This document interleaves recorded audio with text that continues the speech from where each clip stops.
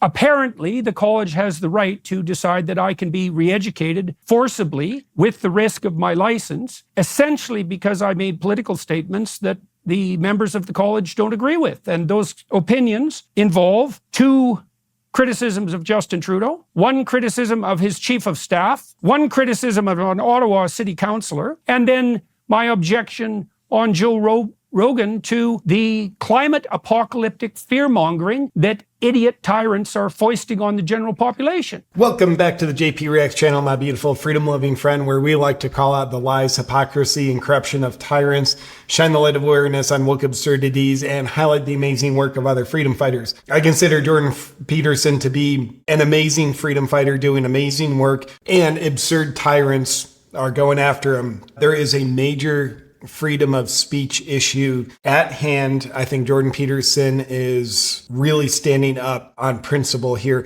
So the gist of it, the Canadian Ontario College of Psychology, they just did a court ruling to Jordan Peterson's appeal of their original ruling that says Jordan Peterson must undergo social media re-education training for the offenses that he just listed at the beginning of this video. Things he tweeted about idiot tyrants like Justin Trudeau, things he's said about climate fear-mongering, and statements he's made on Joe Rogan's podcast. And the ruling is he must undergo this re-education training. Not that that sounds creepy at all, or else they're going to revoke his license. So Jordan Peterson's position is essentially he's going to undergo the training. Just hilarious. Someone with an IQ probably about 10% of what Jordan Peterson's is, trying to educate Jordan Peterson, re-educate him on social media. Jordan Peterson, I'm sure, has probably around 10 million followers on social media, if not a lot more. Social media expert who is objectively worse at social media than Jordan Peterson, not to mention much lower IQ, is going to be re-educating him. That whole thing is hilarious. So, because Jordan Peterson doesn't necessarily want to lose his license, he's going to go through this, and it sounds like one of his major motivations to undergo the retraining is so that he can publicize it, talk about it, share what they're doing in the retraining. Because I think above all else, he's not really out to just save his license. I don't think he needs that anymore. He doesn't see individual clients anymore. I think he's wanting to do this to stand up for free speech, the principle of it, and shine the light of awareness on the tyrannical re-education policy that Justin Trudeau's government is trying to inflict on Jordan Peterson. Jordan Peterson knows he's a man with a lot of power, a lot of influence, a lot of audience. He also doesn't need income from seeing clients. So he's in a unique position, probably more so than anyone else that this College of Psychology could go after. But I think he's doing this because he knows they will go after many other people. And he knows many other people are staying silent, not speaking their minds, not doing this thing called free speech because they fear being persecuted. So I think that's why he's standing up for all this. Now, on Jordan Peterson's YouTube channel, he released about a 38-minute long video, which is his reaction to the court's recent ruling where they denied his appeal. Saying you gotta do this re-education. We gotta brainwash you how your brain should be washed, or else you lose your license. So he had his whole commentary on it on his YouTube channel. It's a great video. I watched it. I loved it. We're going to take a look at the highlights of it here. And he was doing this in the format as a discussion between him and his daughter, Michaela. So let's take a look at a couple of these highlights. Going to be required, the college can go ahead with this, to put me into a re-education program with their so-called social media experts. And that's also, by the way, a profession that does not exist. I love how he just he doesn't let anything slide. He's like, oh, you go. Yeah, there's no profession called social media experts. It's like a made up term. I love how he points that out. Until I learn my lesson, whatever that is, regardless of how much time that takes, by their judgment, or they can take my license away. And so the court says, well, of course you have freedom of speech, Dr. Peterson, but because you're a professional, you're bound by your professional organization. And apparently they're not bound, even though they're a government organization, fundamentally. Apparently they're not bound by that fundamental constitutional axiom. And so And that's this biggest thing where he's allegedly has freedom of speech, but they're going after him, punishing him, retraining him under the tyrannical threat of taking away his clinical license because he said something he wasn't free to say. And what he said, calling out Justin Trudeau, the climate change fear-mongering. He also called Elliot Page, I think Ellen Page, which is absolutely a crime against humanity. That's dead naming someone. It's calling someone by the name that they went by for most of their life. These are crimes against humanity and allegedly having free speech. His point is, no, you're saying we have free speech, but you are enforcing something very different than freedom of speech. So in other words, Jordan Peterson committed the high crime of going against the very strong, persistent narrative of the Canadian government, as well as the leftist administration in the US with their climate change fear-mongering, gender-affirming care. Speaking of which, here's Jordan Peterson speaking specifically about the atrocities that are happening to minors with regard to gender-affirming butchery, and of course the Canadian government, by way of the Ontario College of Psychology, is saying, no, you can't suggest that this is bad for minors. This is really good for minors. We're going to re-educate you until you think so. Here's Jordan Peterson's comments on that. And I also think in 5 years, nobody will admit that they were ever in favor of any of this. This is far worse than the lobotomies of the 1930s. This is inexcusable. I read one poor kid today on Twitter, detransitioner, was decrying his castration. Fancy that. And pointing out, for example, that, he's a young guy. He has no sexual drive whatsoever.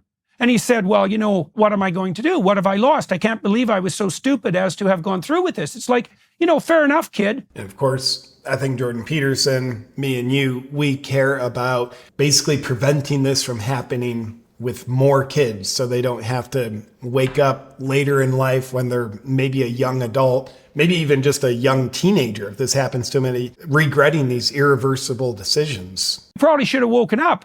But the people who facilitated that transformation, your therapists and your surgeons, what happened I think to it's do no harm. Yeah, right. I should also point out, just so everyone is aware of this, surgeons are much more likely to be psychopathic than people in the typical profession. I'd imagine that's not approved speech by the Canadian government, not very affirming of this narrative on gender-affirming care. But that's an interesting point. Surgeons are much more likely to be psychopathic than the average profession. That's a well-documented phenomenon in the psychological literature.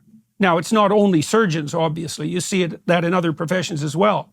But if you happen to be sadistic and psychopathic, a profession that allows you to cut people up, that's that. And you think, well, there are no people like that. It's like, well, I think they just arrested some nurse in the UK for killing a bunch of babies. I love the passion that he's speaking with. Like you can tell this is a dude standing on principle right now. It's like he's on a hill, like metaphoric hill that he's willing to die on, I suspect, based on the conviction, the passion in his voice. And then I can't not help but throwing this in. What's Jordan Peterson directly think of Justin Trudeau? I agree with Canadians that Justin Trudeau is the worst prime minister that the country has ever had. Well, that answers that question. And then lastly, on this recap video, what's Jordan Peterson's plan as he undergoes re-education training? So we'll make it public in every possible way. And I'll bring to bear every single bit of public pressure I can possibly muster on this particular topic. And we will watch over the next 3 years, because that's how long it'll take,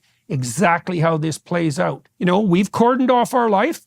I can deal with this without it having interfere with everything else I'm doing. So we'll make it public. I love that he's standing for something more than just himself. He's going to be going through this, which I don't think he has to do. I don't think he would really lose anything if he lost his license. His livelihood is not based on his license anymore. But he's willing to go through this for the betterment of the whole, for humanity, for Canadians, and for the psychologists in Canada who are being silenced on the tyranny of having their license taken away if they say the wrong thing, which happens to be virtually anything that's contradictory to the approved leftist narrative, which also happens to be the World Economic Forum's agenda. Weird how that looks. One of my biggest takeaways here, yes, the factual information we just saw, but my biggest takeaway is the inspiration seen a man with conviction, Jordan Peterson, standing on principle, standing up for what's right. I think the more you and I can claim some of that energy and do that in our own lives, and more people doing that, I guarantee Team Freedom absolutely wins, because that is an unstoppable energy. It's an uncontrollable energy. It won't be acquiescent to tyranny. Again, I would also invite you, if you're interested in hearing more of these details, I found Jordan Peterson's whole video on this to be great. It's on his YouTube channel, 38-minute long video. Take a look if you like. But in the meantime, thank you for watching this quick recap video of the latest proceedings as it relates to Jordan Peterson, but more importantly, free speech on the whole. But before you go, I do want to tell you a little secret. Now, unless you've been living under a rock, you know that regular sauna sessions can be one of the best things you can do for your health. But some of the biggest problems that prevent people from reaping the major health benefits from saunas are having a home sauna unit can be super expensive and take up a lot of valuable space in your house. Or driving to a facility with saunas can eat up a lot of your valuable time. But worry about those problems no more, because Bond Charge has solved them with their infrared sauna blanket. Along with being the most cost-effective sauna system on the market, it's potent, it gets super hot, gives you the benefits of infrared saunas, and it also doesn't take up valuable space in your home. It's compact, you just roll it out when you want to use it, then you clean it and put it away. The benefits that I use it for are boosting my metabolism, detoxification, accelerating recovery, and reduced stress and relaxation. Before I used this bad boy for the first time, I was skeptical, thinking, oh, it's gonna be weak, it's not gonna compare to a box sauna. But I'm delighted to say I was wrong. It gives me all the power and heat that I need. If you want to bring all the benefits of an infrared sauna into your life in the most cost-effective, easiest way possible, then just go to bondcharge.com/JPReacts. And while you're there, use the discount code JPReacts for 15% off.